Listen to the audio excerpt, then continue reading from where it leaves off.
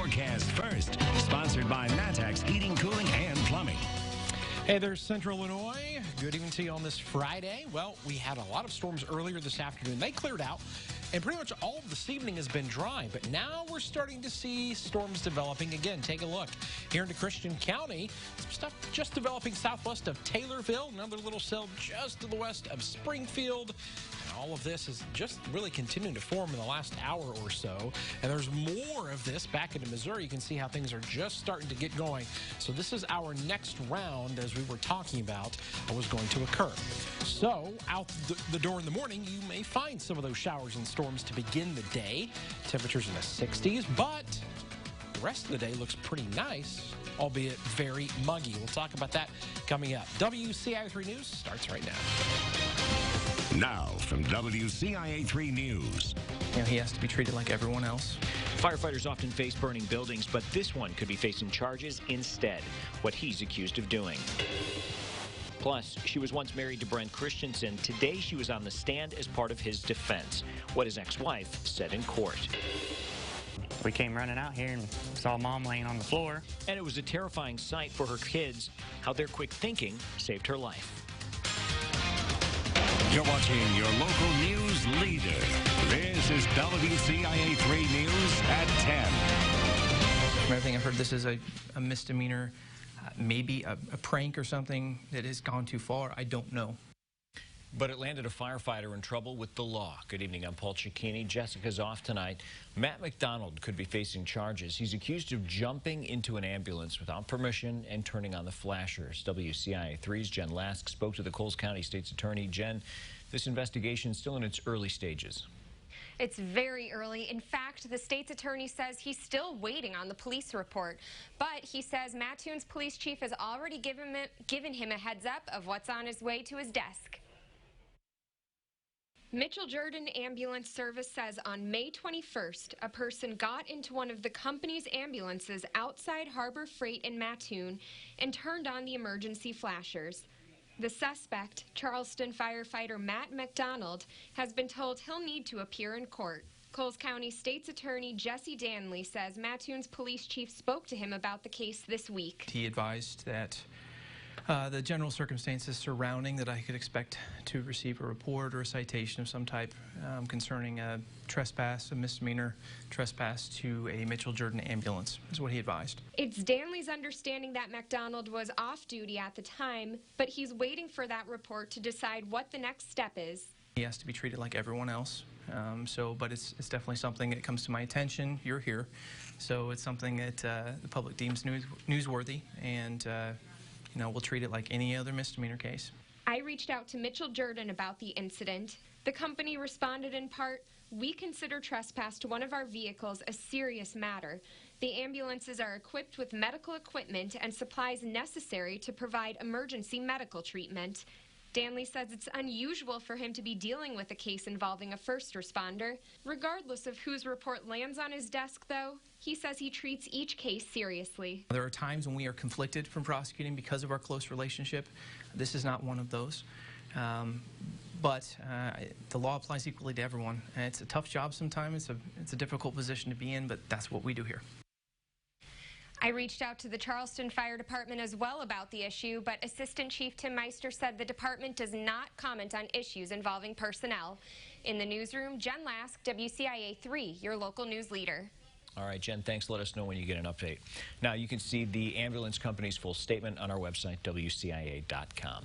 One man was arrested after a stabbing on Green Street this afternoon. It happened just before 3:30 in front of the McDonald's between 6th and Wright in Champaign. The 42-year-old was stabbed in the back. He was taken to the hospital. 66-year-old Jerry Webb was arrested. He is charged with aggravated battery. Police are investigating after a woman from Springfield was found dead near a medical center in Chatham. 48-year-old Jeannie Hansen was found in a wooded area near HSHS Medical Group Family Health on East Plummer. Her husband called police when she didn't come home after work or answer her phone. An autopsy showed she wasn't hurt by another person, but they're still waiting for more test results. Brent Christensen's ex-wife was on the stand today in court. She says even though she divorced him, she still cares about and talks to him. Christensen, of course, is charged with kidnapping and killing U of I scholar Ying Ying Zhang 2 years ago. His lawyers have said he did it.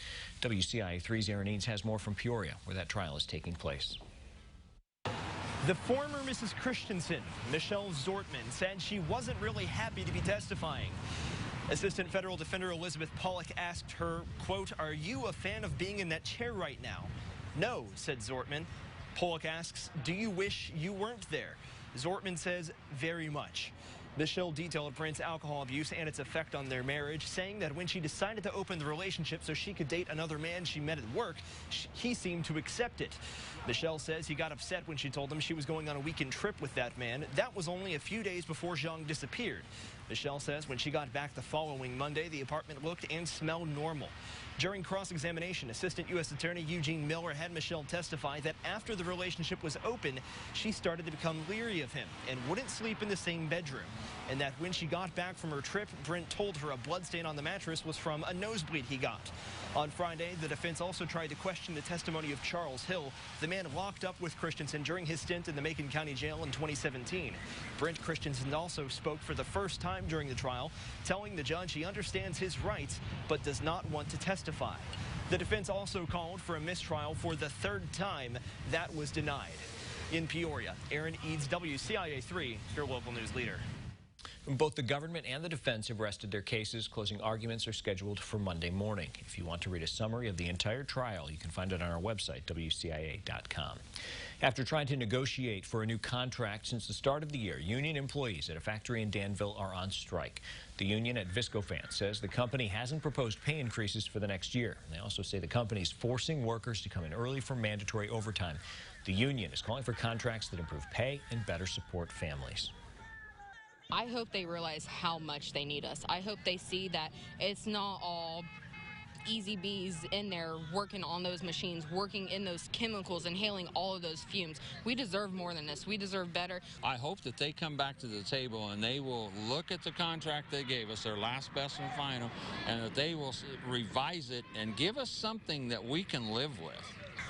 There's another meeting with the company scheduled for the end of the month. Viscofan issued a statement saying, in part, "We are disappointed that the offer was rejected by the union. We hope that this labor dispute will be short-lived." Meanwhile, the company has implemented its contingency plan to keep servicing the market. A new program called Project Lifesaver could help police find runaways. Rantoul police have been working on it. People who are considered high risk wear a bracelet or an anklet. Those are people with special needs or who are elderly and have a tendency to wander. Loved ones are given a device that alerts them when the person gets a certain distance away from their home. They can then contact police who have their own tracker to find that person.